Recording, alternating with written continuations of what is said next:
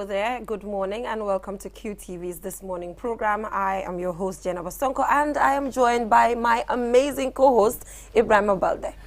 Jenna, it's good to be back on This Morning. Yep. And of course, it is Wednesday, and you know... It's not a wet Wednesday, it's not a very wet Wednesday. It's not a wet Wednesday, but it's good that now the rain is coming as, you know, expected. And everybody is happy. The farmers, especially those living in the rural area, you know, they've complained a lot about it. But finally, the rain is here. So we are back again to bring you this program. Here on Ibrahim, are you going back to the farm? You said you're a cultural person. Yes. And you went farming. So are you taking this seriously, or it's just a joke? Well, Jenaba, I am a very serious person when it comes to farming. Even if you go to my house, I have a little garden behind. You know, so all those things, tomatoes, you know, cucumbers. Really? Yes, so I have all those things So you don't have to go to the market to get those things. You're just going to get them fresh. You know, certain things are there, Jenaba. You don't need to go and buy them. Just farm them. Farm them. Know, do a little garden. Monday inspire, Mama. You know. So we are back, Jenaba. What do we have? Yes, so before we go into the motivational quote, which is the first thing that we look at every morning, I'm just going to give you a rundown of what you should expect on this program today. Like I mentioned, we will have the motivational quote, we have the newspaper review, and today we're joined by our very own Aliou Cisse. He'll be helping us analyze some of the stories on the newspapers. We also have the community watch, and we'll be taking a look at the Brikama fish market. We have a video for you, and after that we'll get to discuss it here. On social issues, we have Medicine Control Agency, the Gambia, some of the challenges that they face, and what is their responsibility? We want to understand that. And to help us answer that, we have Esa Marina and also Fatu Njai C, Senior Regulatory Officer. So after that, we have the click segment by Skengman Sweezy. Jenaba, I've not seen any Keep Fit segment here. It seems we don't have a Keep Fit segment today. Why is it not coming? And you need to be inspired. But I promise you, next week on Monday, this weekend I'll be hitting the gym. Okay, and Monday, we will use your video as our Keeping Fit. We will be, yes, absolutely. As our Keeping Fit segment. I will do that, and I promise you on Monday. Okay, if you you're promising again. No. This time anyway, on Monday. What is our motivational quote today? Jenaba, you see, motivational quotes are quotes that keeps you going. They give you confidence. You know, they make you believe in yourself. They keep you pushing to achieve your dreams.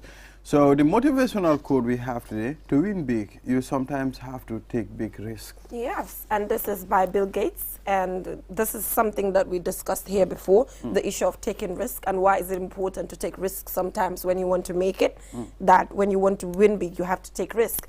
And probably the reason why Bill Gates is saying this is because he took risks, you know, to be able to reach where he is right now. And we know with his foundation, he's giving back a lot of support to Africa and just the world at large. Absolutely.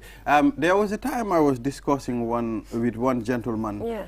He told me, a particular person, you know, this guy, he is brave when it comes to taking risk. You know, so that guy is a very successful man, you know, so that might be the reason he became very successful. So taking risk, it's very important. If you take a look at most of the successful individuals in the world, if you evaluate some of the things that they've been able to achieve and some of the things that they talk about, you could clearly understand that these people had to take risk to reach where they are.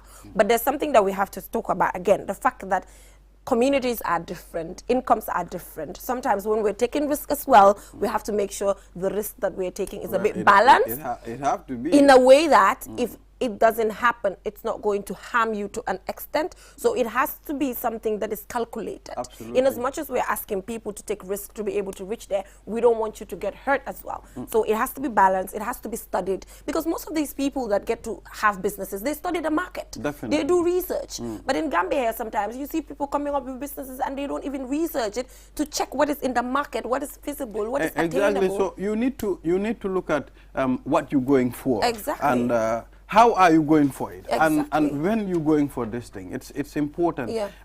There are certain risks. It wasn't worth it. Yes, at some point. When you are taking a risk, you need to know, okay, fine, this is going to be like 75, 25. Yeah. I might be 100% successful. Exactly. You understand? And a risk that you can learn from as absolutely. well, because risks are meant to educate you. Normally, if you fails. take risk, you either learn or you become successful. That's if you it. fail, you've already learned. Exactly, that's so just it. Yes, Jenna. All right, so that is the motivational quote for you. We bring you this segment every day just to make sure that you're up and running to conquer your day. Like we always say, you're bold, you're beautiful, you're handsome, you're good enough. You just have to push a little bit and you'll get there. Exactly, and this reminds me, disability doesn't mean inability. Yes, strength beyond all odds. Definitely. That's it.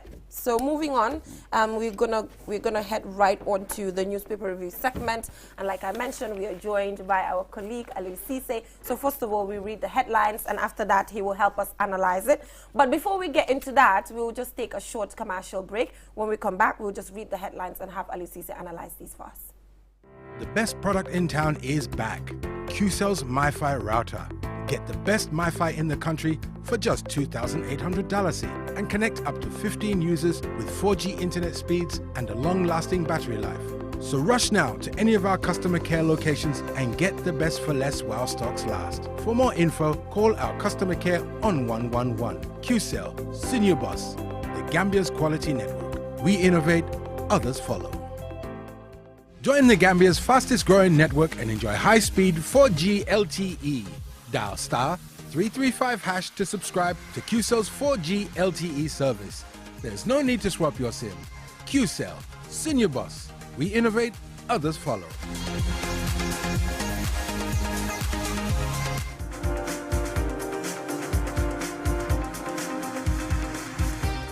Welcome back, viewers, from that short commercial break. If you're just tuning in, you're watching QTV's This Morning program, and we just gave you our motivational quote for today, which is to win big, you sometimes have to take big risk. Definitely. By Bill Gates. So now we're going to head right on to the newspaper review. What is on Ferry today? Well, Jenna, on the Ferry newspaper, we have Citizens Alliance 10 points plan for the Gambia.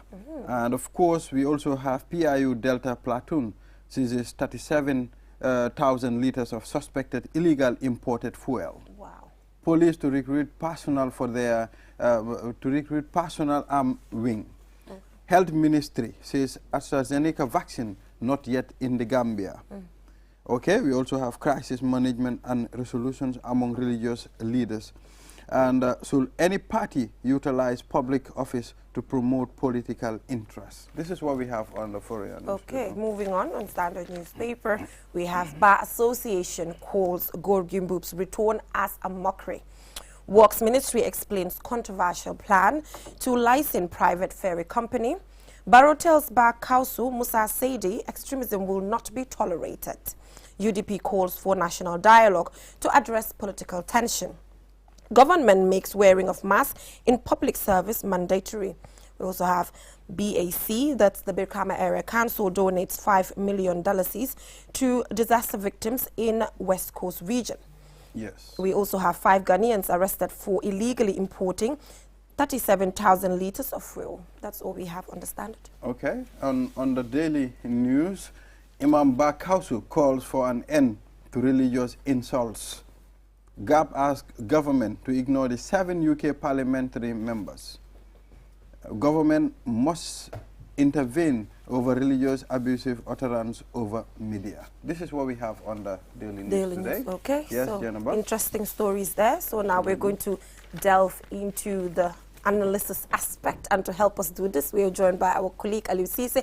Thank you so much for joining us. Thank you very much, Jainaba. Thank you very much, Bande, for having me. It's a pleasure to be here today. All right. So this is something that we've discussed previously, but we've seen that it is repeatedly brought by these newspapers. That is that Gorgimboop has been called back as the commander of the anti-crime unit, and the Bar Association of the Gambia calls Gorgimboop's return a mockery. As we all know, a particular investigation was put in place to investigate an alleged human rights violation in relation to Gorgimboop, and at some point he was transferred to Farafenni, and now he's brought back. So do you think this is mockery? Well, it depends from what angle Salou Tal, the president of the Gambia Bar Association, who was also part of that panel that investigated Gordon's alleged human rights violations of one of the detainees at the time, sometime last year in July. And then we understand after the investigation, he was moved from here to Farafene, where he's been until his return to the anti-crime. I mean, we all know the anti-crime unit is playing a very key role as far as fighting crimes in the country is concerned. But no matter what, I mean, there should be that respect for human rights as far as their work is concerned. But now the issue comes into play: who actually gave the directives for his return to the anti-crime unit, and is it the IGP or the president? It's not yet clear. Aside from that, also, is Gorgimbo the only person who can man the anti-crime at the police force? But is it good for us as citizens to have the concept that, for example, only one person should man that position? Because the public has been engaged, and the public is saying that it is good Gorgimbo is back because crimes have risen significantly during his absence. So is that a good idea to actually depend on one person to say this is the only person who can solve the issue of crimes in the Gambia? Like you said, it depends. For someone who has been robbed and then all his belongings taken, the person might say it's okay that Gorgimbo is back because at least he's trying to crack down on these criminals. For others whose family members, were allegedly, affected by the work of the anti-crime, wouldn't welcome the return of Gorgimbo. So it depends on which side of the line do you stand on. But now the issue is, like I said, is Gorgimbo the only person at the police force who can man the anti-crime unit? Whether he is or not, I mean, that depends on how the police force sees Gorgimbo. And now moving forward, now that he is back to the anti-crime, is he going to learn from what has happened in the past? I mean, we saw last year his compound was burnt in Ibo Town after that incident happened, and he was moved and he is now back. But this goes so that the police force really need to strengthen. Just bringing back Gorgimbo is not enough. I mean, the police really need to get to work and ensure that the personnel at the anti-crime unit are really empowered, and they're educated on the importance of respecting the rights of these detainees and not to violate their rights. So he's coming back. I mean, opinions will be divided, no doubt about it. Some people will welcome his return. Perhaps they are victims of the work of the criminals within the Carnaby municipality and of course the Greater Banjul area. Yes, Mr. Cisse, let's look at this. The nature of the incident. I mean, Gorgimbo transferred to Farafenye and later returned as the anti-crime boss. Don't you think this will encourage abuse of office? Because Gorgi will be like, maybe he will be like, I am the only one who can run this. That's what I'm saying. I mean, because for me, I don't think Gorgi is the only person at the police force who can man that unit. I mean, someone was acting when he was moved. Mr. Cisse, we have seen when Gorgi transferred to Farafenye, the crime rate rise. Different from the time he was here. But also there's this argument that it is reported more now than before. It's more visible, but these things have been in existence. So I don't know. Yeah, that could be a point. Some people might say, okay, maybe these cases were underreported. Yes. Now that, there's that press freedom, everything is reported. The social media is out there for everyone to use, the WhatsApp group and all that. But what we can say as far as records are concerned is that we are seeing a rise of cases. Exactly. Right? That is the fact. Whether it was being underreported or not, but what we are seeing now is something that is quite worrying. And then having him back, I mean, some people will have questions because a panel was instituted to investigate, and they came up with their recommendation, which actually included the National Human Rights Commission. And then their recommendations were adopted, and Gorgimbo was moved. And now he is back. What must have necessitated his return to the anti-crime unit? Who gave the directives? And is Gorgimbo the only person at the police force to man the anti-crime unit? These are questions that need to be made very clear to the public. Well, I don't think it's only the Gambia police force, but we have a lot of sectors in the Gambia. There is only one man show. I mean, there is only one person who runs the whole department. You will see a person will be transferred from KMC to URR. For a few years, this guy bounces back again. So we have a problem in this country. Don't you think authorities should do something about that? Well, I mean, that's very common. I mean, you go to most of these institutions, I mean, everything is built around one individual. And then because of that, the person thinks, without him or her, nothing works. And that's a wrong concept as far as, running an institution is concerned.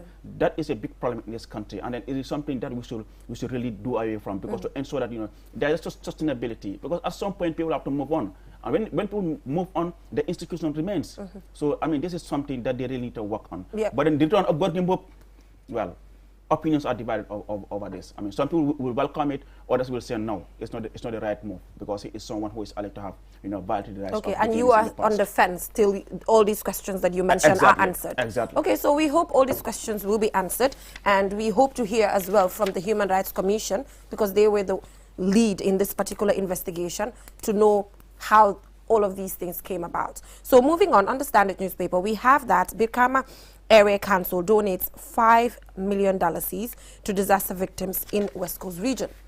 Do you think this is a good move by the Brikama Area Council? Because some argue that the Brikama Area Council has a lot of solving to make in their own area council. There are a lot of things that are not, the puzzle is not put together so far, and now they're donating to disaster victims. And we've seen that the Gambia Red Cross Society has come out to start up a campaign, and they're also saying that they're trying to get funds from Geneva. I don't know how far that has gone. The National Disaster Management Agency is also taking its responsibility. We've seen the president and even the Q Group Foundation. Because probably these institutions are on a right footing. I'm not saying they're not. Question goes to you to answer. But what do you think about this particular donation, considering the fact that things are not put together over there? Well, to start with, I have to commend the Brikama Area Council for conceiving this idea to support the victims, because these are taxpayers, right? I mean, they are affected. So to have the Brikama Area Council coming in to support them is not a bad idea.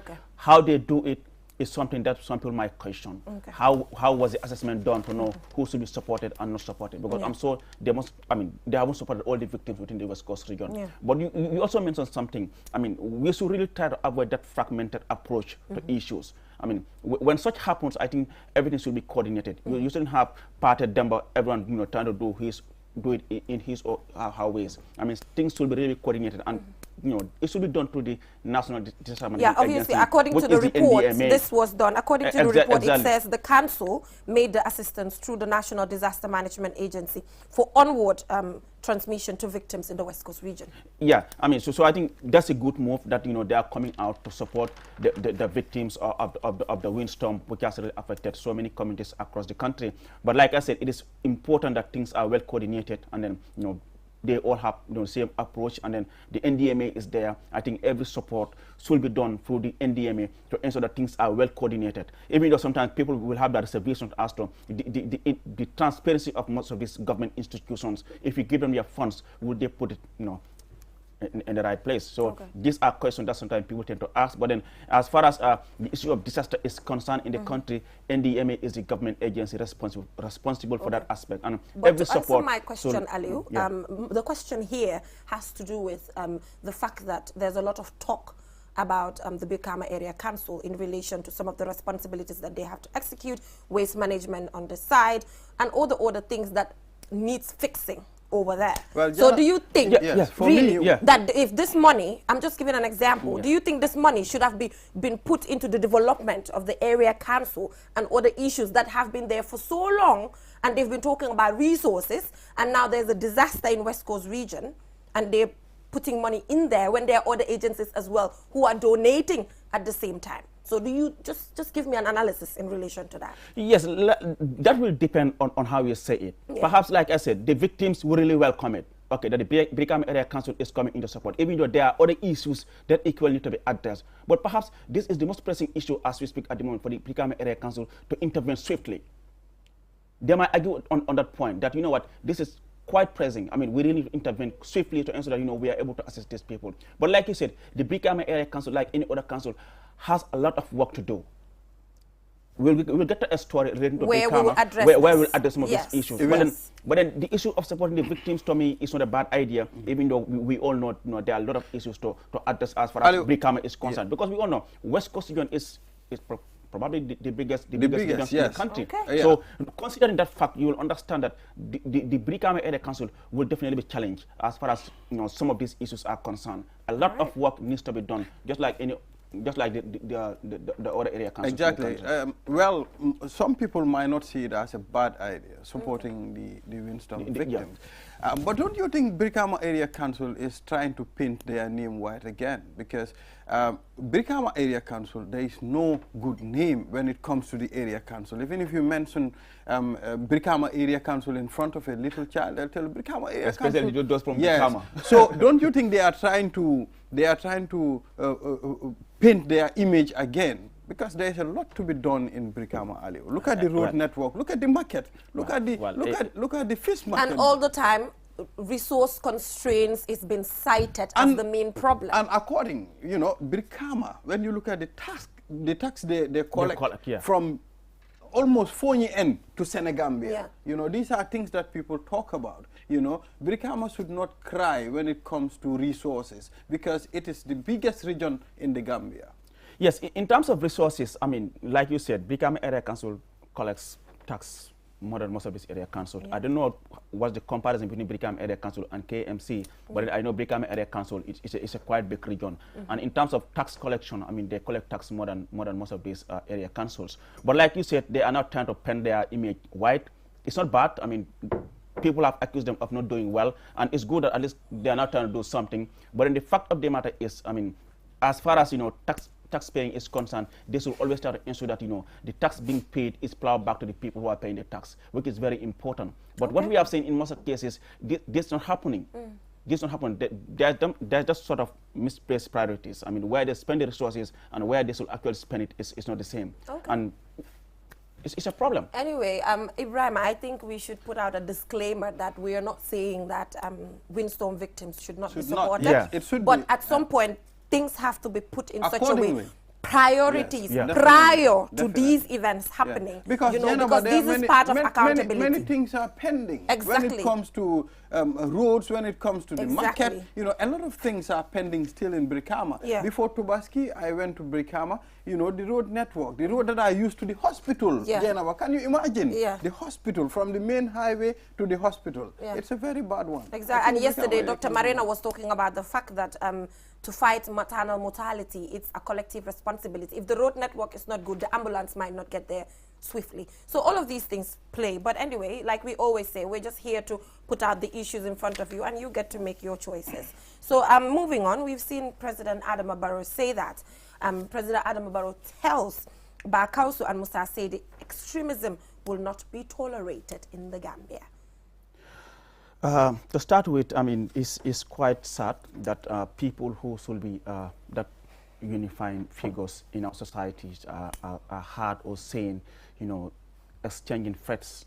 I mean, it's quite rather unfortunate that Imam Bakausu Fofana, I mean, and Boto Saidi, if I get the name right, or Tujereng, are not threatening that, you know, they will attack each other. Which to me, it doesn't tell well, because, I mean, Islam is a religion that promotes peace. So no matter what happened, despite their differences here and there, I mean, these are things that, you know, they could have, you know, sort out amicably in their private life than, you know, coming on the media, trying to, you know, send out threats to one another as, you know, I will attack you if we don't stop, you know, saying this thing. But then the good thing is that as religious leaders, they should be saying, you know, preaching peace. I mean, they shouldn't be saying certain utterances that will, you know, spark controversy, that will spark hatred and all that. I mean, to me, it's rather unfortunate. And then the president coming out with this statement is quite timely as the leader of the country, that, you know, he condemns, strongly condemns these sort of utterances. But then, I mean, it's rather unfortunate that, okay, this is the most talked about issue as we speak, but even aside from the religious side of it, we have seen in the political aspect of it, you know, so many utterances have been sent out, you know, against people. I mean, these are things that are not really good for the country. Gambia is known for to be a peaceful country. So, I mean, the president coming out with this statement is quite timely, and we hope this will, you know, help in addressing whatever differences is between Bakausu Fofana and Boto Saidi. Well, don't you think our religious leaders should go back to the drawing board? They sit and discuss to see how best they can sort out their differences. Because, Aliu, there are a lot of religious fights, whether you know it or not. I mean, some are not even on social media. Don't you think they should find a way of solving it, sitting together? that's what I'm saying. It is important that, you know, there's a dialogue, and perhaps the best institution to lead this dialogue will be the Supreme Islamic Council, who's supposed to take this lead to ensure that, you know, wherever they had there's some sort of differences among the religious leaders, they go and intervene and talk to them. That, you know, they have huge followers, and it's not good for the country to have our religious leaders, you know, having that bickering, fighting openly. I mean, it doesn't tell well. So I think the Supreme Islamic Council should really take their stance and ensure that, you know, these sort of things are addressed quickly. Okay, and the president is saying strongly that extremism will not be tolerated. So moving on, the United Democratic Party is calling for a national dialogue to solve the political tension in the country. How important is national dialogues when it comes to these things? Ahead of the December election, and I think it's important for all of us to sit and have a chat beyond the political tension. Even the TRRC can be discussed on a national dialogue when it comes to reconciliation and all of that. These are things that a lot of activists and a lot of Gambian citizens have been calling for.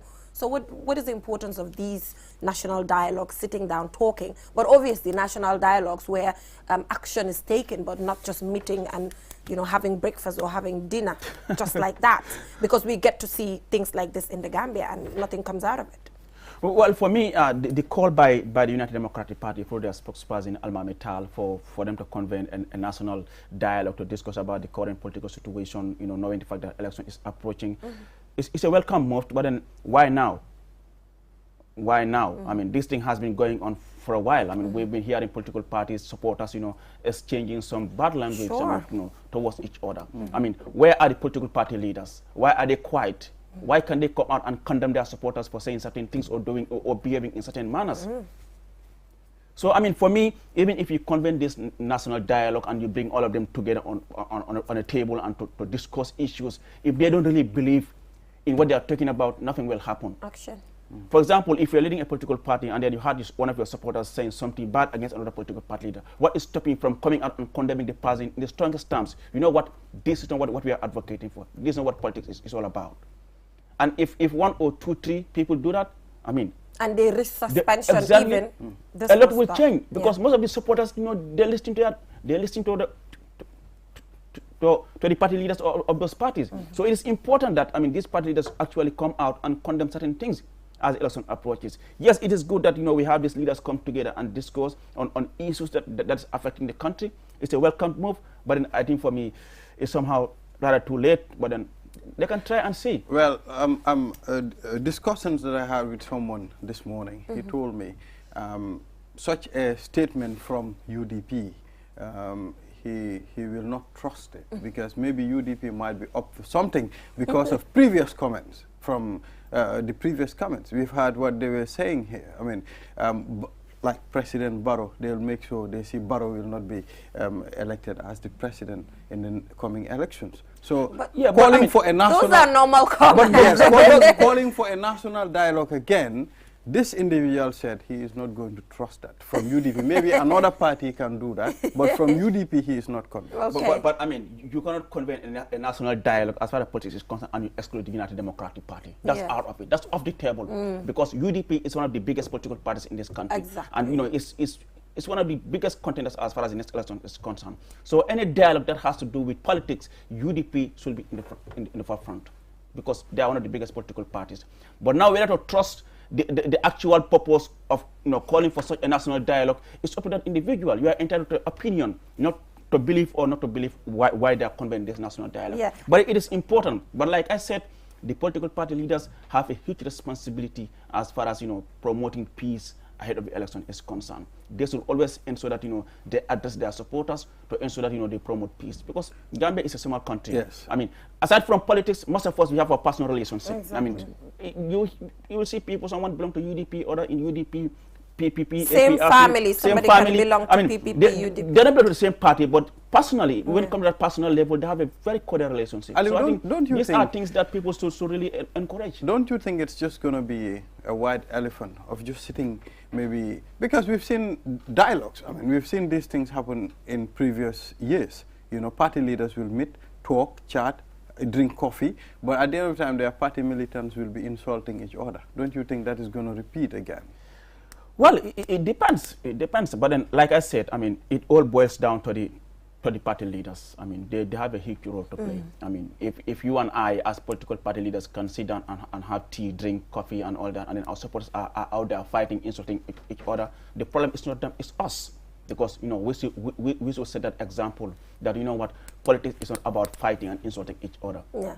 So. And Aliu, I think, Ibrahima, you said that particular individual told you something, and it's so funny to me because I take it as something very normal. Yeah. That is the fact that that particular individual said UDP is saying that Barrow will not win. NPP is also saying that UDP will not win. Yeah. Doi is saying the same thing to see it. So that is normal. And the action and GAB. I mean, you just mentioned, nobody can deny the fact that UDP is among the biggest parties in the Gambia. Yeah. So statements from parties like UDP, statements from parties like APRC, this will really cause a commotion in the country. So any statement they utter, people will capture that and try to see what to get from that. So yeah. I think that's the reason. Yeah, it's why. Quite normal. I think. But that's quite normal. Yes. As far as elections is concerned, you have this, you know, issue of, you know, misinformation, disinformation. People will use for tactics just to promote their agenda. It is normal, but at least, you know, we should do it in a way that, you know, it doesn't promote violence and, you know, those sort of things. Because at the end of it, it's politics. I mean, you know, elections will come and go, and then, but then the Gambia remains and will remain. And perhaps, you know, the one you are fighting for and fighting on his behalf, if he wins the election, you wouldn't even see him again. We have seen it here. Yes, Ali, so. It's important for us to engage Ali on the December 4th election, coming elections. And what do you think of the security? Do you think security should be more strengthened? It should be doubled?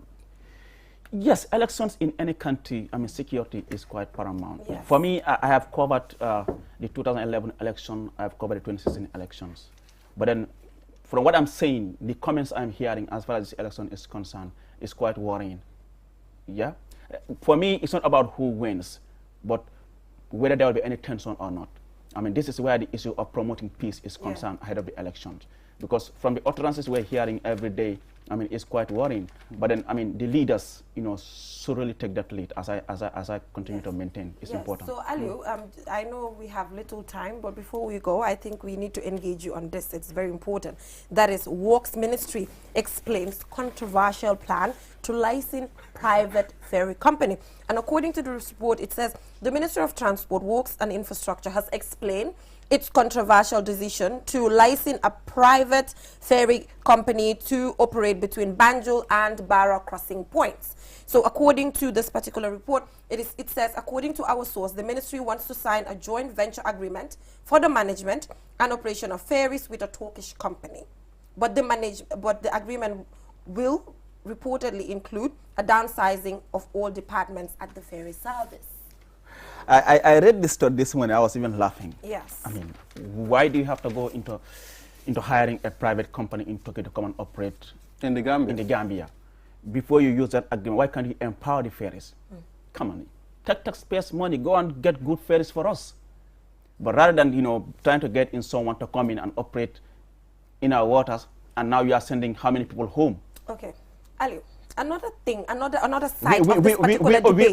We all know the current ferry services is not as good as anyone would expect. Exactly. But then this is where the issue comes in. The government or even GPS will try to ensure that they invest huge amount of resources into improving the ferry services. This is a fact. But Aliu, another argument that Gambian citizens put out a lot is the fact that they feel that some of these services that are provided by government, once there's a private institution and competition is there, they're effective. Like this. Sometimes people talk about the privatization of NAWEC, the privatization of ferries. That is what that's how citizens feel, because they feel like the services that they are being offered are not good enough. Exactly. So what do you think in relation to that? Even if you look at not only the ferries, or we also have other departments that are run by the Gambia government. If you get into their offices, I mean, the services are not good, Janaba. But once they have a competitor, they're like this. It seems to work well. So how about that? But like I said, I mean, you can have a competitor, like you said. I mean, that's your own opinion. Okay, like perhaps, you know, if there's a competitor, then, you know, the ferry service, the JPA ferry service will then do better. Yeah. But for me, I mean, before you get into that agreement, I mean, why not you just take the resources and, you know, try to empower the ferry services? Because perhaps, you know, they are not meeting our expectations because, you know, there are limited resources. Okay. That's For me, that's my opinion. Limited resources is the complaint for most public institutions. Definitely. But then, anyway, it's left to the public to see if they really want to have a private company come in, or they feel like the services at the GPA are good enough. So moving on, we will take a look at the community watch. We already started discussing this, and we were talking about the Brikama Area Council earlier on, because we saw that they have donated $5 million to disaster victims in the West Coast region. So to further analyze this, let's take a look at this video, and this video will show us the deplorable condition of the Brikama fish market. So let's take a look at that, and when we come back, we will discuss this in depth. The Brikama Fish Market is located within the Brikama Central Market, the biggest and busiest market in the West Coast region. It was constructed 10 years ago within the framework of a grant of about $126 million from Japan. It is at a strategic location, attracting vendors and buyers from the West Coast and other regions as well. However, this important business center, with 140 tables for displaying fish, is faced with numerous challenges, among them waste management, poor drainage system and environmental pollution. During both the rainy and dry seasons, the market is mostly flooded with water, making the place unbearable for vendors and customers. The water is filthy, contains sewage, attracts insects and is full of garbage. All this is due to poor drainage system. During a visit by QTV to the fish market, the technical operations manager, Lamin Job, who spoke to us off camera, says fish markets were established by the Ministry of Fisheries and Water Resources in major towns to reduce post-harvest loss in fish production. Mr. Job also stated that the market management are not involved in buying or selling fish. Instead, they are responsible for collecting daily tariffs, selling ice blocks used to preserve fish, and providing storage facilities for vendors. Filthy water full of sewage can be seen everywhere in this area. Job says the management spends a lot of money removing sewage every 3 or 4 days, and there is only one tractor used for collecting waste from the market. The cold store, which produces ice used by fish vendors to preserve fish stock, is proving expensive to run. Job says they spend over $10,000 on electricity daily to operate the ice-making machines. With this expenditure, he added that almost all the revenue collected is spent on keeping services running. One might ask what the Brikama Area Council is doing to help the Brikama Fish Market. The PRO of the council explains. Fish market is an institution of its own, so anything regard to fish market, I think, can be addressed to the management of fish market. Job agrees that the fish market is not directly under the Brikama Area Council, but says the council is part of the board that governs the fish market, and stressed the council is doing little to help the fish market. Lamin Job calls on the government and partners to help provide a septic tank and tractors to help manage waste collection, the biggest challenge at the Brikama Fish Market. For QTV News, I am Abibatu Sise.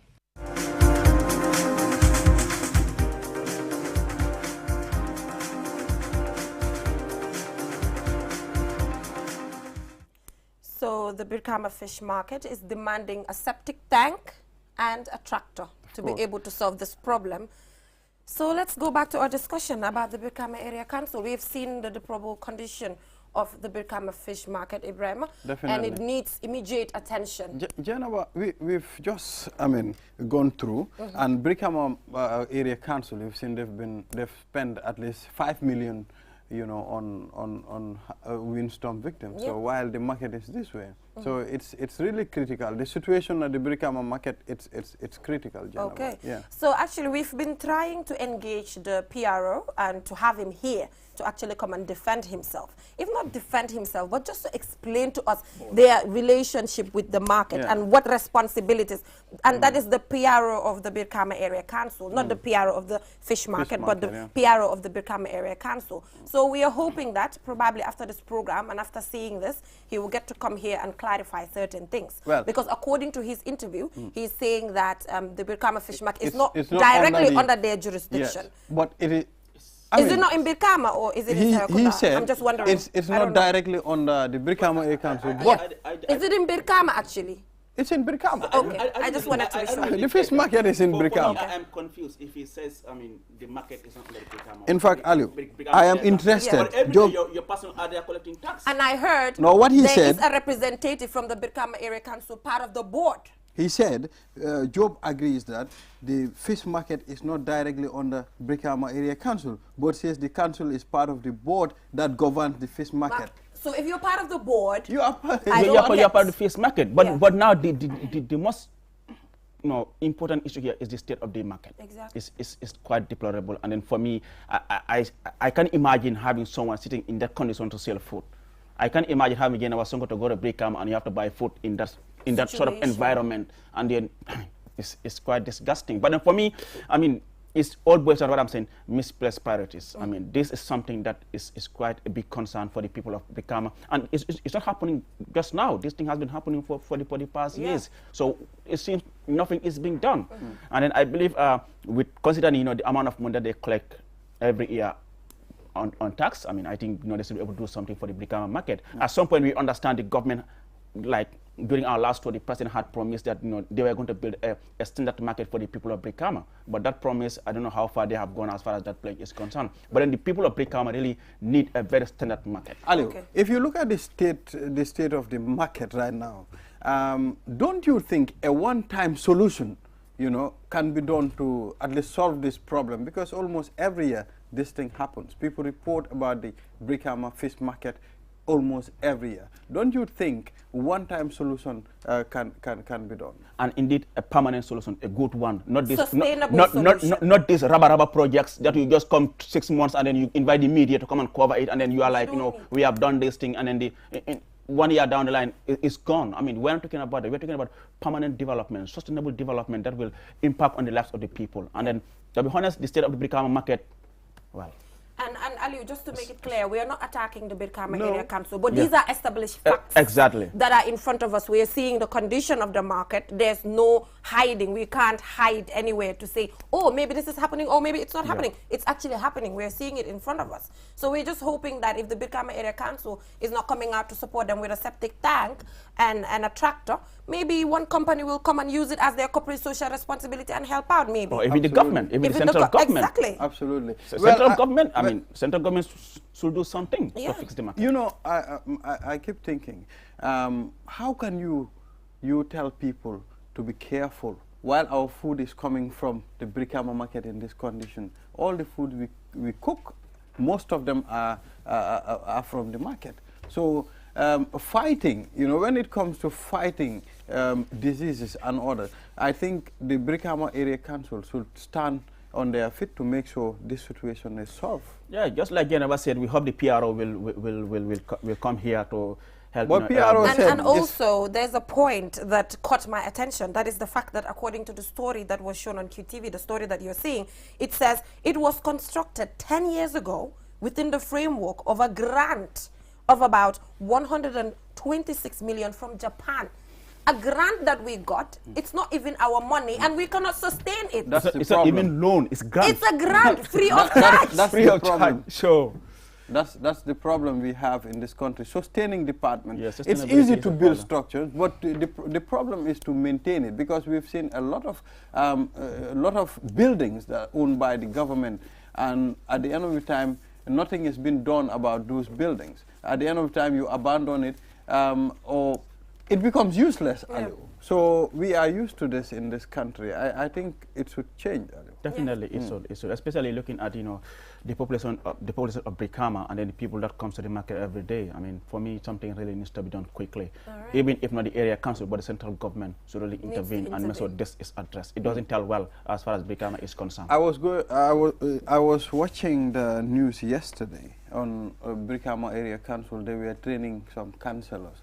And not councillors, how to call it, VDC chairman rather, they said these VDC chairmen are responsible for making sure, the community is taken care of. But Brikama itself is not taken care of. The market itself, where people need to get food and be healthy. But you remember, was it 2 years ago, we had an occupied Brikama area council. And they cited that as a political campaign. Related to these sort of things. Yes. That, not much is being done. And since then until now, this situation remains the same. And actually, that was cited as a political campaign because I actually covered that. But anyway, let's just hope the solution will be put on the table. And we also hope that the PRO of the Brikama Area Council will eventually come here to explain to us what he means by the fact that Brikama Fish Market is not under their jurisdiction, as long as it's in Brikama and it's in such a situation and it's people living in Brikama that actually go to the market. But anyway, it's left to the public to decide. Let's go for a short commercial break. When we come back, we will head right on to social issues. Like I mentioned, we have the Medicines Control Agency. They will talk about their responsibilities and as well as their challenges. So let's take a short break. When we come back, we will have them here. Step into the future of television with sleek and slim design Samsung Smart TVs, ranging in size from 32 to 75 inches and in different technology. Smart LED, Crystal UHD, Ultra High Definition, and QLED Quantum Dot LED. Get new ways of interacting with your TV as our TVs offer an unparalleled vision adventure from the comfort of your living room. Ultra viewing angle, powerful picture quality, web browser, gallery, EarthNet LAN, wireless LAN built-in, Bluetooth, screen mirroring technology, mobile on TV mirroring, built-in voice assistance, Wi-Fi direct. Not only that, our TVs are backed with 12 months warranty and we are currently on a promotion. Contact us on 333-3217. One nation, 8 tribes. We are the smiling coast of Africa. Gap-toothed, wide smile, rich melanin skin, radiant with the colors of a rich tapestry of cultures, telling one story of unity and beauty. Wrapped in the soft folds of a mother's sir, a Khalifa's grandbuba, we embody the past of our ancestors and the promise of our descendants. Follow the records of our history, this story that tells of a people watered by the river in the gleaming sun of a coastal nation. Listen to the folk tales, those old tales we grew up on. Lebon, Lupe, Amon Nafi, Danam. Hear the music of an entire nation in the language of its heart and mother tongue. Our tongues are heavy with the song of our people. Rich and thick it rolls off like domoda, soft like yasa, bena chinla, nyokomom. Feel the beat of our pounding feet as we dance to the sounds of a throbbing drum, ageless in its rhythm.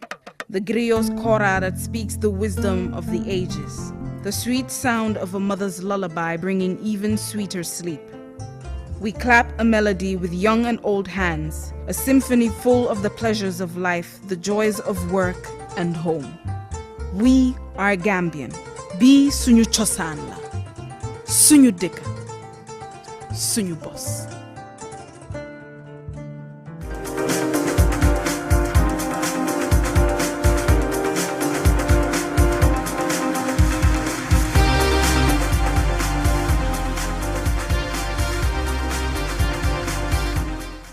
Welcome back from that short commercial break. If you're just tuning in, this is QTV's This Morning program. Now we're going to head right on to social issues, and we're joined by the Medicines Control, the Gambia, and we have Esa Marina, who's evaluation, registration, and inspection at the Medicines Control Agency, and we're also joined by Alaji Mutarba, regulatory officer. I mentioned Fatou Njaisi, she's unable to be here, but represented by Alaji Mutarba, regulatory officer. Thank you so much for joining us, gentlemen. Thank you. All right. So first of all, the name says it, which is Medicines Control Agency, but we want to understand further the responsibilities of this particular institution before we go in depth into the conversation as to what you do, some of the challenges and all of that. So just take us through shortly, what are the responsibilities of the Medicines Control? As Gambians, what should we expect from this regulatory body? Mr. Marina.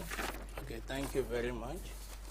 The Medicines Control Agency, as the name goes by, was established by an Act of Parliament called the Medicines and Related Products Act 2014. And this act mandates the agency to regulate and control from manufacturing, the manufacturing, importation, distribution, use and advertisement of medicines and related products in the Gambia, in ensuring that their quality, safety and efficacy are in place. And when we say related products, meaning our mandate goes beyond medicines. Okay. So it also includes cosmetics, medical devices, like COVID test strips, those are medical devices. Also household chemicals. So this is the areas we cover. But when it comes to the functions that we do, there are many. One most important one is marketing authorization, meaning the Medicines Control Agency has to give approval to any medicine or any related product that's supposed to be used in this country. Okay. And we have to make sure the quality, safety, efficacy is being looked into, and we are satisfied as a regulatory body, then we give approval. Okay.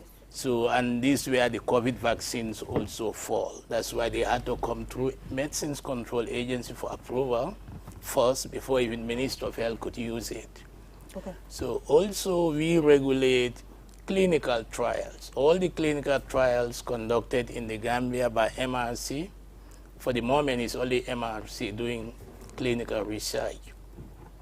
They have to send their application, the scientific documentation, which we have to review. If we are satisfied, we approve for the trial. Also, we monitor the trial to see that the participants involved, their well-being is being respected. Also, the data that is coming out is of highest quality and integrity. So anytime we have doubts, we have powers to suspend the trial, we have the powers to stop the trial, even to cancel the trials. Okay. So there are a lot of orders also involving what we call pharmacovigilance, a big term, but it only means safety monitoring of medicines that are already approved on the market. You have to monitor their safety. All right, so I guess as we'll just be patients take them. the surface for now, Yeah. because some of these terms, Yeah. There's something that I want to ask you. You've mentioned medicine, and whenever you say medicine, it involves a lot of things. Yeah. Does herbal medicine fall on this category? Yes, herbal medicines is part of medicine. Even the legal definition of medicines in our act involves herbal medicines and nutritional supplements. These are multivitamins and other stuff. So they're all part of medicine. All right, so Mr. Ba, you are a regulatory officer. So I believe what I'm about to ask falls under your domain. Recently, I've seen that the Gambia's Medical Control Agency, Medicine Control Agency, has launched a clampdown on illegal medicine sellers. So how far have you gone with this particular operation? How, good was this particular operation, or successful, should I say?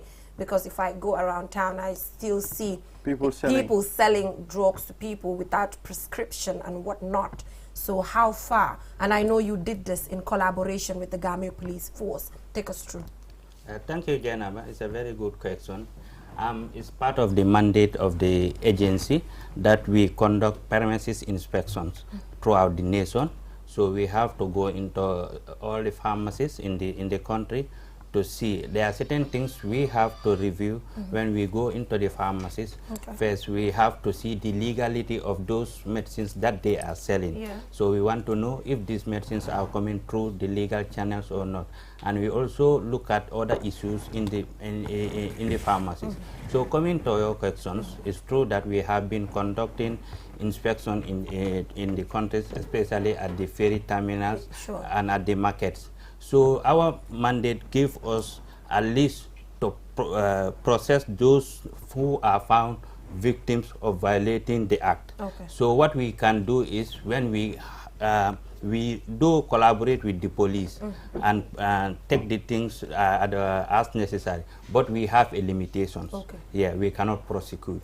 So what we can do is document everything what happened.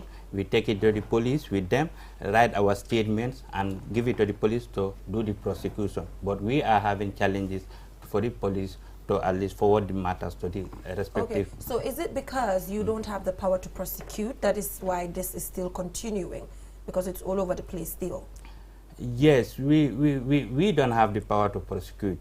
what we have, we have the regulation. Okay. The regulation have been passed and now is into effect. So now henceforward, we can at least do fines. If we find at least people being violating the law, we can fine them. But we cannot, apart from fining, we can also forward the matter to the police. Okay. Yes. So there's no follow-up mechanism to make sure that these people have been prosecuted. And again, can you just give me, if there exists any statistics to show a number of people that have been prosecuted before? Because you talked about the fact that it's one of the major challenges. Yes. Maybe just to support Alaji, actually, as he was trying to say, what we have in place now, based on our act, to some extent we have powers. We could sue someone to court. Someone could sue the agency also to court.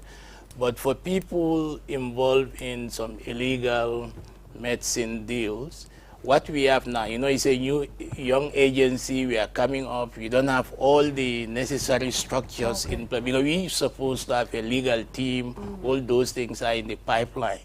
But for the moment, we try to depend on Ministry of Justice, because we have someone who represents justice on our board. So all our legal matters are passed through there.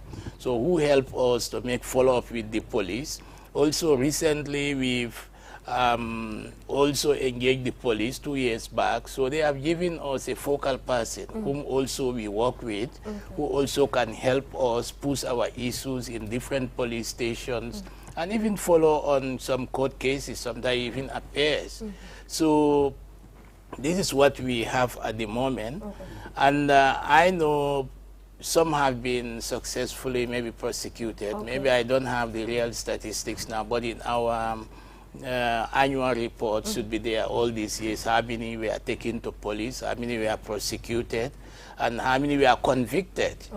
And the cases hanging in court. But I know we have almost 80-something cases in police hanging. 80-something? Yeah, Wow. we have up to around that. Okay, let's talk about pharmacies. I mean, now pharmacies are very common. In every corner you go, you'll see a pharmacy. Sometimes these people are not professionals to advise you on medicine. What are you people doing about that? And what are the requirements when you are to operate a pharmacy? Okay. Maybe I could touch base on it, though that is a medicine pharmacy council's responsibility, but also I double as the chair of the pharmacy council, so maybe I can come in there. Actually, there are set requirements. These are on the website of the pharmacy council. Those who can operate a pharmacy, those who can operate a drugstore. There are two categories. You see a pharmacy, you see a drugstore. So for the pharmacy, those who can operate, anybody can own it. You can own a pharmacy, but the requirements are you have to get a technical person who is a pharmacist, who you have to work with, who should supervise the business, the technical part. The administrative part, you can have an administrator or whatever, but you need a technical person who will give all the technical advices, will do the technical work. So you need that person for you to be able to apply to the pharmacy council to get a license. But the pharmacy don't have to be owned by the pharmacist. It could be a business. So the drugstore also goes in that way. But for a drugstore, you must be a nurse dispenser, a registered nurse dispenser with the pharmacy council, or you have to be a pharmacy technician. These are qualified enough worldwide to be able to man such premises. So the problem I think we have sometimes, there are some illegal premises here and there. Yes, they exist. We cannot say they don't exist. They exist. We've been clamping down on them. I think since we started operations, Pharmacy Medicines Control Agency closed down over 300 illegal premises from 2018 up to date. So, but you know, some operate in their houses, in the community, some operate in very hard to reach areas. You know, we also are highly limited when it comes to human resource, but we try to collaborate with all other stakeholders, the customs, police, SIS. So we try to work with all these stakeholders, and they give us a lot of information. Also, we try to have regional inspectors now. We have regional inspectors who are also doing a great job. So I think, Mr. Marena, we'll invite you on a separate program where we'll be talking about the existence of pharmacists, because today we're specifically talking about medicines control. So let's talk about fake drugs. How does the medicine control actually control this particular narrative, the fact that they're fake drugs at some point, you know, and they're getting into the market, and we have Gambian citizens consuming these things. So how is the control in relation to fake drugs in the country? Yeah, actually, fake drug issue is a worldwide problem, because these networks, they are very powerful criminal networks that are involved in this fake drug trafficking. So that's why in the Gambia we have some very important functions like registration, giving marketing authorization. So the purpose of marketing authorization at the end of the day is to ensure that the medicines is of high quality, is safe, and is effective for the public to use. So for us, any medicine that we find inside the market that is not registered, we can consider as a fake medicine. That is a legal, one of the legal definitions. And these fake medicines, you know, they come through many means. They come through airport, in suitcases sometimes through cargos, these things. So that's why we are also partnering with GRA, Red Coat. We have engaged Red Coat. We have engaged many stakeholders on this matter. Now you go to Red Coat. If you have a suitcase there containing medicines, you have to provide clearance importation permit from MCA before they release it, because of the engagement we had with them. Okay, so Mr. Marina, you are the Medicines Control Agency in the Gambia, controlling medications that are coming here and medications that citizens are supposed to take or not.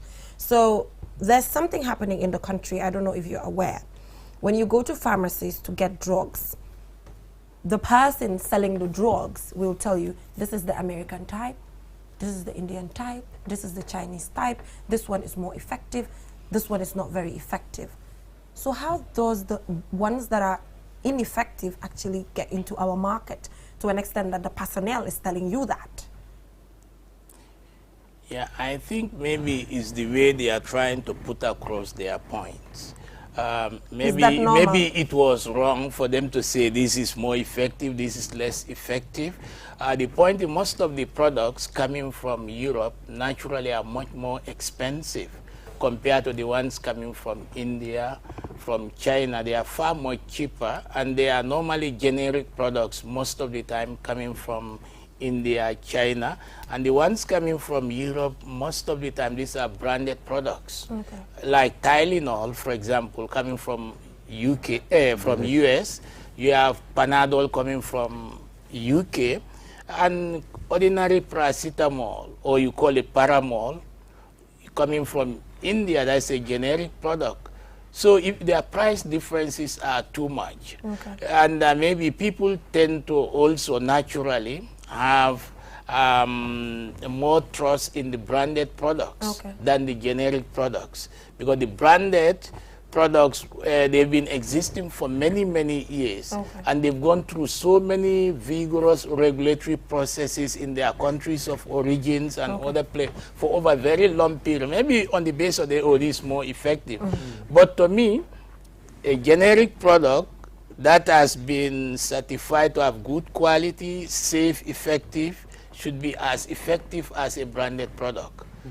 Yeah. You know, sometimes the notion that we have in this country, when you look at a particular medicine and you say it's made from this country and the other one is made, you take this one fake, how do you differentiate? I mean, this is a very good medicine or not a good one? Or do you have countries that you people don't allow to import medicine in the Gambia?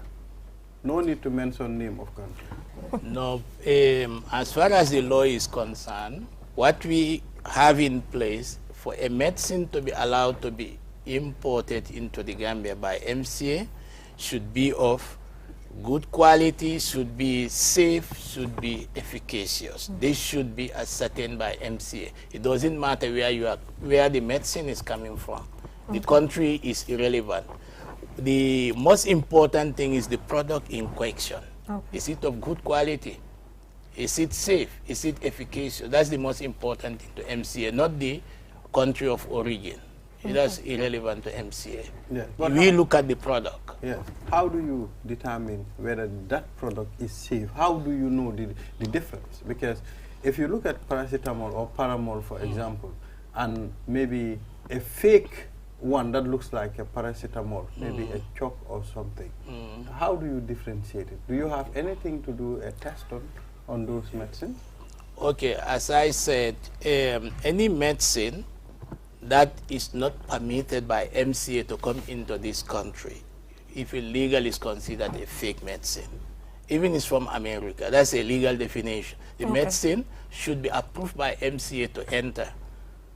So before your medicine comes in, you have to submit a dossier on the product from that particular company. A dossier from that company, how the medicine was made, all the ingredients, where did they source them, what were the certifications for all those ingredients, all those need to be supplied to us. The detailed quality dossier has to be how it was produced, all the analysis you did during the production, in-process controls you did, up to the final product, the analysis, the certificate of analysis. Which labs conducted those analyses? Are they accredited labs to do those quality testing? So we look at all those things, and for the safety also, you have to look at the clinical trial data. That's why they do clinical trials. They look at the safety in people. They look at the efficacy. That's the purpose of the clinical trial. Whilst drugs have to go through the clinical trials, like COVID vaccine has to go through all the steps of clinical trial, despite expedited before giving to people. Is to ensure that it's safe, and is to ensure that they are efficacious for the public to use. That's why the registration is very important. They have to submit all these clinical trial data.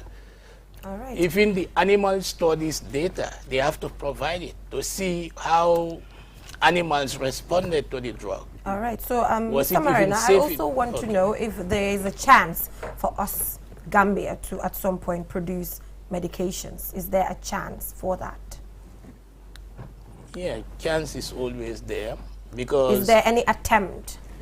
Yeah, that's what I'm saying. Chance is always there, because any business investment, it could be private investors, it could be the public or public-private partnership. So there is no restriction for any private person to come and operate. Maybe they are looking at our size. To some of them, maybe they feel it's not very viable to them. But you can use Gambia as a production site, as we always try to tell. Then you can export to anywhere. We are importing. So you also can export to other countries. Gambia could just be a site of production.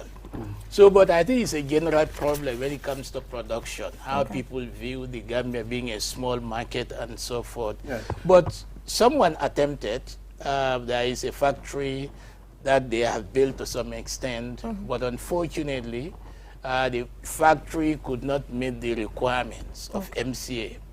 And MCA requirements are based on WHO requirements. Those are international standards. So it's shortfall of those standards. That's why the factory is still not approved. Yes. Mr. Marina, let's talk about traditional medicine. Now we have a lot of healers in the Gambia, and almost every time you hear them on radio and not on television.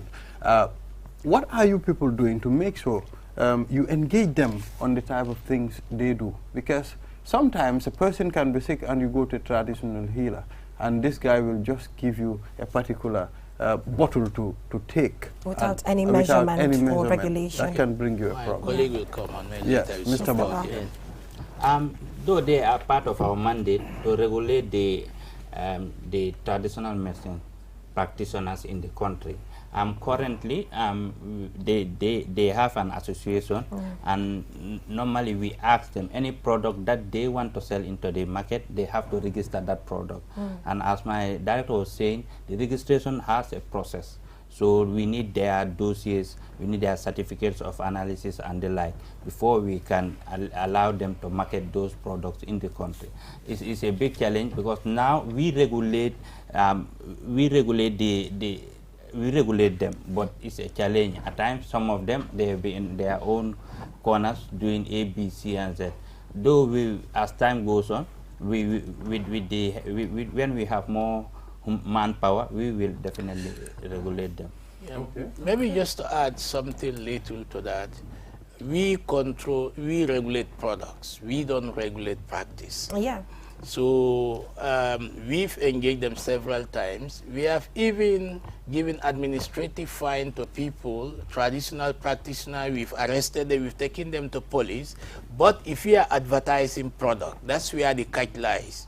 So now they understand that they will just advertise practice. I can cure this, I can cure this without mentioning product. And that is a challenge to us because the body that's supposed to control the practice is the Ministry of Health. Okay. That controls their practice. That's why they have a traditional medicine office unit under Ministry of Health. That is under the purview of the Director of Health Service. That is a unit. But for us, we control products across the board, whether it's nursing practice, medical practice, pharmacy practice, whether it is veterinary practice, all the products, we control products. Okay, so quickly, due to time constraints, Mr. Ba, talk to us about how safe the vaccines that we get in the Gambia are. We have the Sinopharm, we have the J&J, we have the AstraZeneca. So talk to us about how safe this is, just to encourage Gambians to actually go and get vaccinated as directed by the WHO. First of all, Jainaba, I would like to inform the public that these vaccines are highly safe. These vaccines has gone under studies, and normally they have to go through animal studies first. When they are satisfied, safe and efficacious in animal, then they proceed to do the clinical trials on humans. And that also has been done on all these vaccines.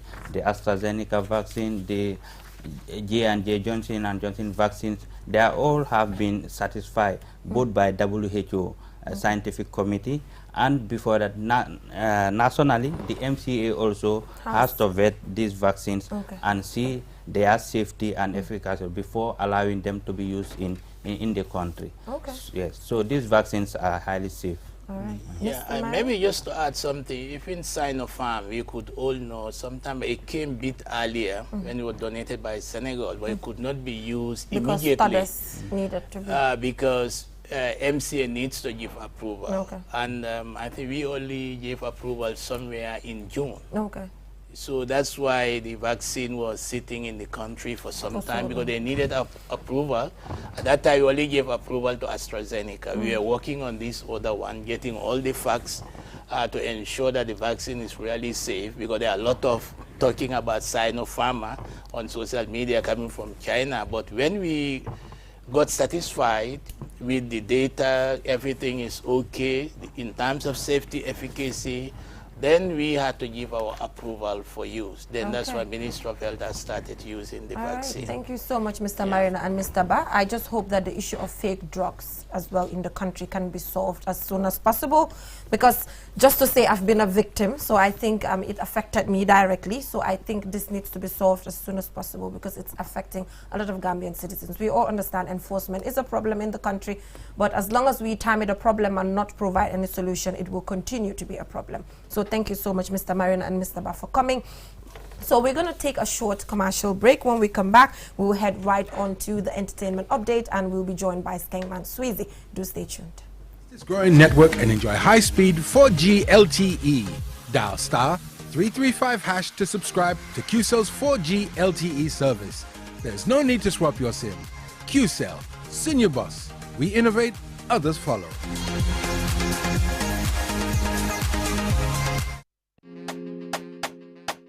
Step into the future of television with sleek and slim design Samsung Smart TVs, ranging in size from 32 to 75 inches and in different technology.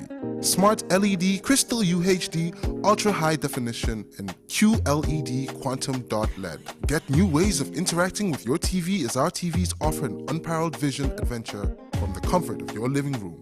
Ultra Viewing Angle, powerful picture quality, web browser, gallery, EarthNet LAN, wireless LAN built-in, Bluetooth, screen mirroring technology, mobile on TV mirroring, built-in voice assistance, Wi-Fi direct.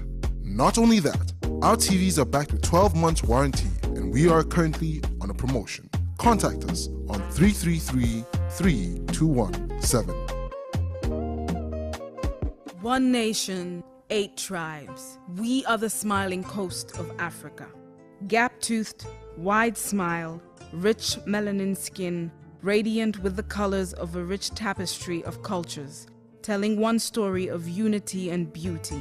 Wrapped in the soft folds of a mother's sir, a Khalifa's grandbuba, we embody the past of our ancestors and the promise of our descendants. Follow the records of our history, this story that tells of a people watered by the river in the gleaming sun of a coastal nation. Listen to the folk tales, those old tales we grew up on. Lebon, Lupain, Amon Nafi, Danaam. Hear the music of an entire nation in the language of its heart and mother tongue. Our tongues are heavy with the song of our people.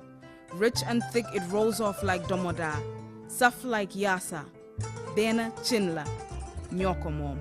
Feel the beat of our pounding feet as we dance to the sounds of a throbbing drum, ageless in its rhythm.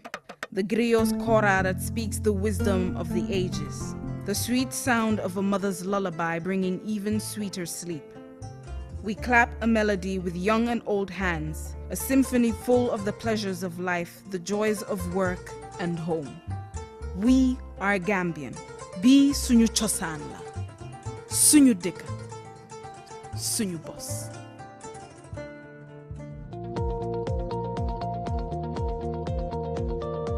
To make sure your company's products and services reach your potential customers, it is essential that you choose the right channel for your marketing purposes. QTV has the widest reach locally and beyond, and we can give your business the visibility it needs. Call QTV Marketing on +220 324 4444 or email us at marketing@qtv.gm and take your business to the world.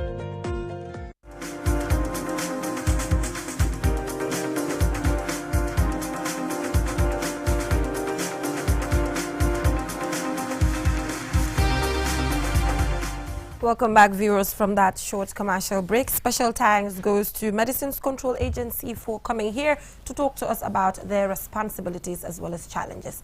So moving on, we're about to have some fun.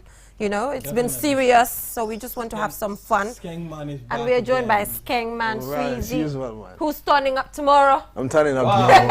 15 hours, 19 minutes, 20 seconds. I'm turning up. What's up? I'm okay, man. How's it? Good. What Man, do you have for us today? I'm okay, man. It's an exciting day, actually. Yeah. Good morning, viewers. I'm Skengman Sweezy, and this is the morning show that comes your way live on QTV from Mondays to Thursday. My guest in the studio today, it's a media person as well. Yeah. He's doing great. We all know who he is, and then he's also part of the Cypher. He's been playing a great role in the Cypher as well. Byron, welcome to the show. Thank you very much. You can call me Raheem today. It's an entertainment team, man. Exactly, Raheem in the studio with me today. So, what role do you play in the Cypher, and what does the Cypher stand for? Well, thank you very much. I'm the director of the Cypher. The Cypher is under Team Gumsabopa, which is like the parent company. Team Gumsabopa is a civil society organization led by the president, Killer Ace, and we have different segments under the Team Gumsabopa. Now, I run the arts and entertainment, the performing arts segment, which is the Cypher. Now, the Cypher started off in 2012. Now, it is a platform basically for disenfranchised youths that actually didn't have a platform to showcase what they can do, to showcase their talent and stuff like that. Yeah. So we use the Cypher as a platform that you don't have to dress flamboyantly, you don't have to come with all that swag and all that stuff. Just come and showcase your talent. People come to the Cypher stage in slippers. People come to the Cypher stage however they want to dress. and they showcase what they got. So the Cypher has actually groomed a lot of artists who actually came through the Cypher and made a name for themselves. People like Mike Jada came through the Cypher, people like Miss Jobis came through the Cypher, people like Lil Arms came through the Cypher, Izzy T, Attack, you know, no, not Attack to be honest, but he actually passed through the Cypher as well. Here and there. But these other artists that I named actually were groomed through the Cypher. So it was a platform that actually gave a voice for the voiceless. We used to rotate into different neighborhoods and, you know, have a show there. So the Cypher has been here for a minute since 2012, but unfortunately around 2015, 2016, when, you know, we also used it as a platform to advocate for social justice. So we actually talked about things that are happening indirectly, because back then we were in the Jame era. So that thing led to Killer Ace going on to exile. That's when we had a pause, and you know, when he came back, you know, he ignited the fire back again. So the Cypher is back again. So within the Cypher we have the rap battle segment. I know you want to talk about that. Exactly, that's what we're going to talk about today. Last month you guys had an audition at Pocologo, I don't know, Taranga Beach rather. I was there as well. It was an amazing one actually. And during the weekend as well you have a press conference wherein you guys had the balloting and other stuff like that. So tell us a bit about that, and what should people expect from this year's Cypher as well? Well, this year's Cypher is the 3rd edition of the Rap Battle League, I'll say. So the Rap Battle League is a segment within the Cypher in which an opponent will stand against one another, you know, rap against one another. So you can diss, you can say whatever you want to say, you know, it's creativity. People think that, people might think it's a little bit violent, but it's not violent, it's just creativity. Looking at your fellow rapper and say whatever you can say about him, you understand? So this year, this is the 3rd year we did the, we had to bring 28, I think 28 rappers came through. So we had the judges, which is Bilal bin Keba from Poetic X. He's a, you know, a veteran Wolof rapper, one of the best Wolof rappers out in the Gambia. We have Queenie. Queenie is a very he knows music very much, he knows rap very much, and she's been in the game for quite a long. She's a DJ, a presenter. Then you have Banky Gray Johnson. Banky Gray Johnson is also one of the judges at the Cypher, who's the executive director or the creative director of Hot Ink Media. So these 3 people were the one who were judging the 28 contestants that came through for the thingy, and we had to trim it down to 16. So 16, you know, it's gonna be like a quarterfinal, semi-final, and then final.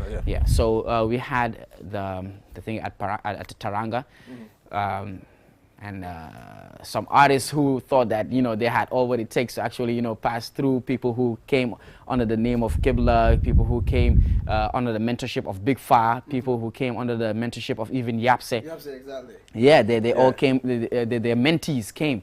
And some of them, unfortunately, they couldn't make it through because there were other rappers who didn't have no mentors or whatever, but they, you know, they actually really put up a show. So they actually passed through. So the Cypher is not only a platform we showcase hip-hop, but we also, there's some civic education attached to it. We advocate for social justice. So in this previous one, we made sure the theme was to register and vote. We try to engage the Gambian youth, not to just involve in rap, but know what they're rapping about and rap about social issues, rap about what's happening, rap about their daily lives, rap about their daily, the things they go through, and how we can move forward as a nation. So we made sure that for that event of the Cypher, the first one, we made sure that anyone with a voter's card can enter in free. So it was a free event, so anyone who comes in with a voter's card can come through free. So because we wanted youths to actually register and vote and participate in the whole election cycle that's coming 2021. What I'm glad about this year's Cypher is unique. I'm not going to lie, it's way unique than other Cyphers as well. I've been attending the previous Cyphers at Tamokoro and other places as well. No, I'm not being biased here. The reason why I'm saying this is because they're trying to preach peace. Because of the upcoming election that is coming. And secondly as well, it's way unique. When I went there during the audition, what I saw during the previous Cypher and this year, it was different. Yeah, and most of the artists that we have in the Gambia, they sing, a lot of them sing about ego trip, they sing about themselves, what they have, you know, the life they live and other stuff like that. But what you guys are trying to put in them, in some of these upcoming artists, it's something that is really amazing. And secondly as well, what I want to know is there any price tag attached to the winner for the Cypher? Yeah, obviously. The price tag is about $100,000. Now, the $100,000 will be shared amongst the 3 finalists, first, second, and third. The first will go with 50 grand. The second will go with 30, and I think the last one, the third one will go with 20 grand. So, but there are other incentives which are actually attached to it, because the Team Gomso Bopa and the Cypher is a signatory to different hip-hop bodies within the sub-region, in which they have these annual events, annual hip-hop events, just like Festa 2H, which happens in Dakar, Senegal every year. But due to the corona, it actually hasn't happened in 2020 and not 2021 too. Yeah, so when you actually pass through the Cypher and get to make it through the top 3, you will actually be called onto these festivals, which is an international festival. You'll be sent an air ticket. Morocco. You go, Morocco. It's Morocco, Senegal, Mauritania, Guinea-Bissau, and I think Ghana. So you get invited. You get flown an air ticket, stayed in a hotel, paid a per diem like a government official. The salary is very. What are some of the issues that you people are facing when it comes to the Cypher? Challenges. And also, I want you to clarify this, because you've mentioned Mark Jada, you've mentioned Attack also passed through the Cypher. Is Cypher more of a hardcore rap or something? Because those that you mentioned here, Killer Ace, Mike Jada, you know, Attack, you know, they are different from the people we have now. So. Okay, let me give you a brief history. The Cypher started off in 2012 because hip-hop was actually being sidelined. It was the era of rap mbala. Maybe Jane Obasonko was too young to know what was happening. So back then, rap mbala was taking over. G was hot, Bai Babu was hot, Tam 50 was hot. You know, rap mbala was taking over big time. Yeah. But the whole Gambian rap music scene started off with hip-hop. You understand? Hip-hop is what started everything.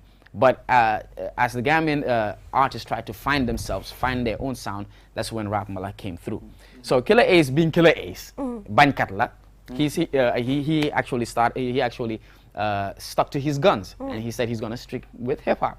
So he created this platform called the Cypher, in which other artists who actually wanted to stick with hip-hop will have a platform. Because the other shows that were actually happening were, if you were not a rap mbala artist, you'll feel kind of awkward or odd. No, you know, to be honest, you won't be sidelined, but you'll just be you find yourself very odd within the whole lineup. So the Cypher created a hip hop platform where rappers who rap strictly on hip hop beats, freestyle, and do all other things that hip hop comes with. Because it's not just rap. We do rap battle, we do graffiti, we do DJing, we do beatboxing.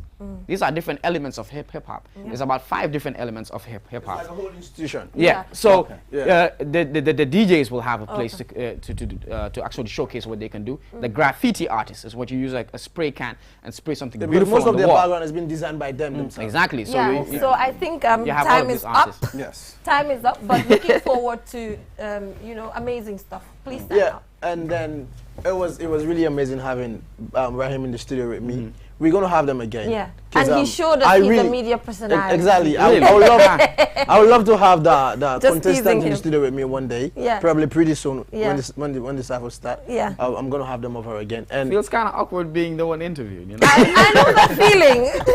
We all feel the same way when we're interviewed. Big shout out to all our viewers and happy birthday to my brother Demba Jallo Dems. Happy birthday to you one more time. And in advance to you. And in advance to me as well, because I'm turning up tomorrow, man.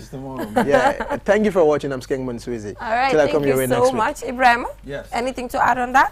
Well, Jennifer, it was, I mean, good to have him in the studio at least to clarify this. For me, I'm not a very, very big fan of like hardcore rap. Yes, but at least I've learned something from you. I am into rap mbala. Exactly. I am into rap For me, the only guy that I know is Hussein Dada. Hussein Dada, because you love Hussein Dada. So what do you expect? No, but you said it plain that you love Hussein Dada. Yeah. When he was in the studio with us. You said that. No, what I said, the only guy that I love in the Gambian music industry is Hussein Dada. And then you contradicting yourself again with saying your favorite artist is Kombonka. No, I said Hussein Dada. He said it. Jennifer, it's not balanced. I didn't say that. I said Kombonka is good, but Hussein Dada is my favorite. Anyway, due to time constraints, we'll have to wrap this up. So this is all we have for you in this edition of QTV's This Morning. See you tomorrow. Bye.